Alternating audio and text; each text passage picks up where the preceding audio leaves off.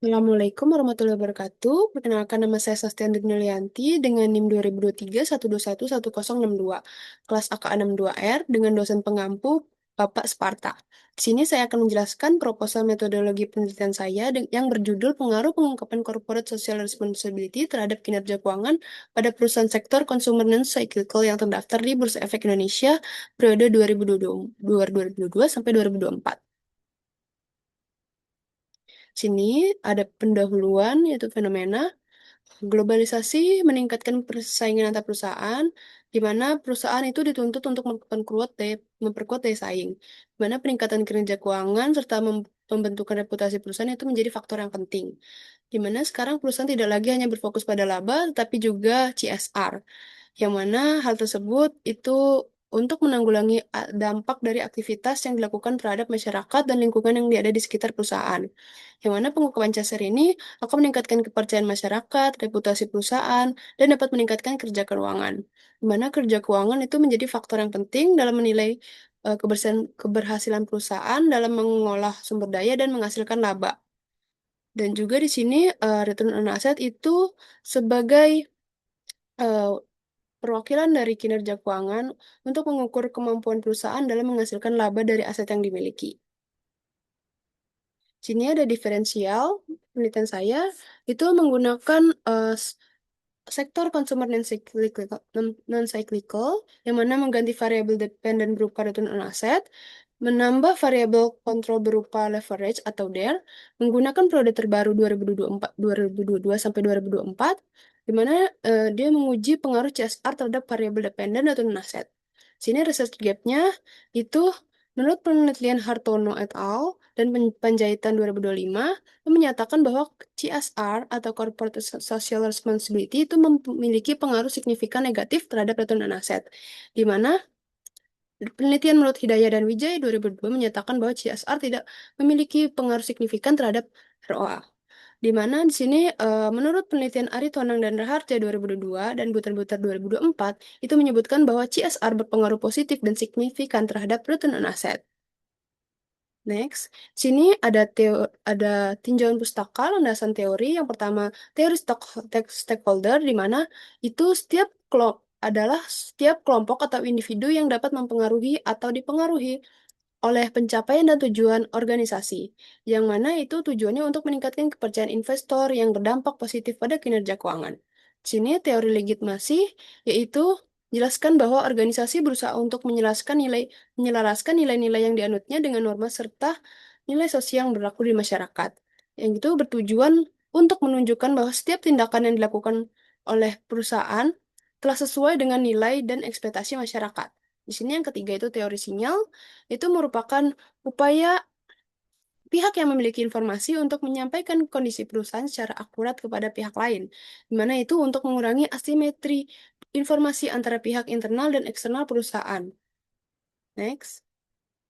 Di sini ada penelitian terdahulu oleh Chelsea 2025, Nurul Hidayah 2022, Januar Panjaitan 2025, Desdi Romawati 2022, dan Winda 2024. Di sini ada tujuan penelitian, variabel penelitian, hasil penelitian, dan keterbatasan penelitiannya.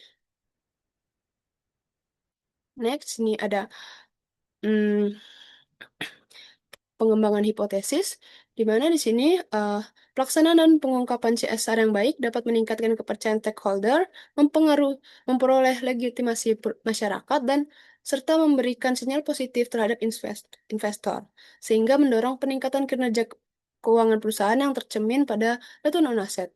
Yang di mana di sini eh, satunya itu corporate social responsibility itu berpengaruh positif terhadap kinerja keuangan atau return on asset.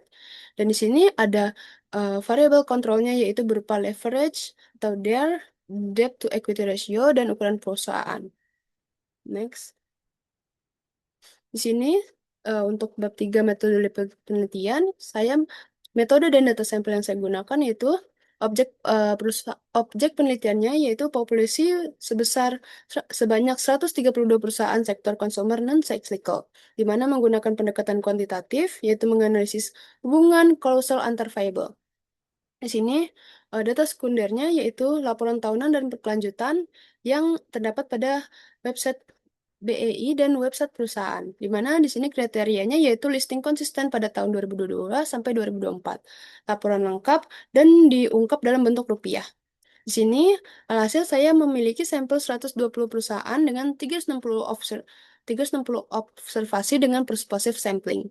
Di sini kriteria pengambilan sampel saya yaitu total perusahaan sektor non-cyclical yang terdaftar di BEI selama periode 2022 sampai 2024 yaitu sebanyak 132 perusahaan.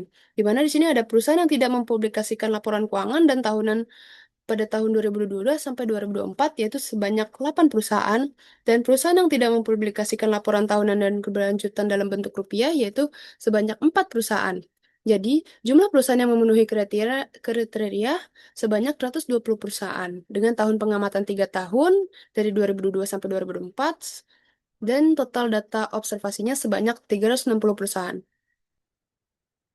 Di sini ada compression variable yaitu return on asset sebagai variabel dependen yaitu untuk mengukur efisiensi penggunaan total aset dalam menghasilkan laba bersih setelah pajak dengan rumus sama yaitu net income dibagi total aset. Sini ada corporate social responsibility sebagai variabel independen yaitu indeks untuk mengukur luas pengungkapan informasi non keuangan perusahaan dalam bentuk indikator yaitu yang berumus sigma CSR disclosure dibagi dengan sigma CSR items. Di sini ada debt to equity ratio, yaitu rasio untuk mengukur efisiensi penggunaan total aset dalam menghasilkan laba bersih setelah pajak. Di mana di sini rumusnya yaitu total liabilities atau total kewajiban dibagi stakeholders or equity atau modal pemilik. Di sini ada ukuran perusahaan sebagai variabel kontrol, yaitu untuk mengukur efisiensi penggunaan total aset dalam menghasilkan laba bersih setelah pajak. Next. Di sini ada rumusnya yaitu uh, log natural total asset. Next.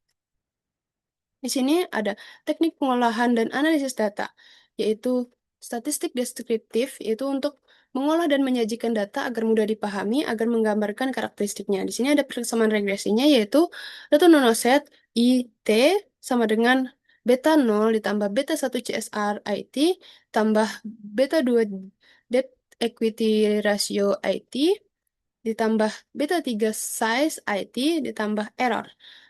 Itu perusahaan, T tahun, eh, beta itu konstanta, beta 0 itu konstanta, beta 1 sampai beta 3 itu koefisien regresi. Di mana E itu standar error. Dan size itu ukuran perusahaan. Di sini analisis regresi data panel itu ada uji Chow, uji Hosman, dan Lagrange multiplier. Mana uji Chow ini untuk menentukan model terbaik antara fixed asset, fixed effect, dan common effect pada data panel. Mana uji Hosman ini untuk menentukan model terbaik antara fixed effect dan random effect. Di sini uji Lagrange multiple untuk ditentukan random effect lebih tepat dibanding common effect. Sini ada uji asumsi klasik, ada uji normalitas, uji multikolinearitas, uji autokorelasi, uji uji heteroskedastisitas.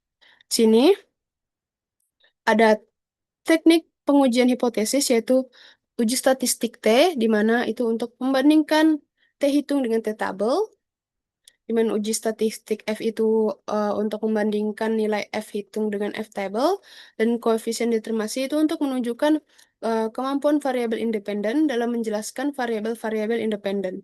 Nilainya itu di antara 0 sampai 1, di mana semakin mendekati 1 berarti kemampuan penjelasannya semakin besar. Sedangkan mendekati 0 berarti penjelasan variabel independen dalam menjelaskan variabel independen itu sangat terbatas. Sekian dari saya. Sekian dari saya. Wassalamualaikum warahmatullahi wabarakatuh. Terima kasih. Mohon maaf jika ada salah. Assalamualaikum warahmatullahi wabarakatuh.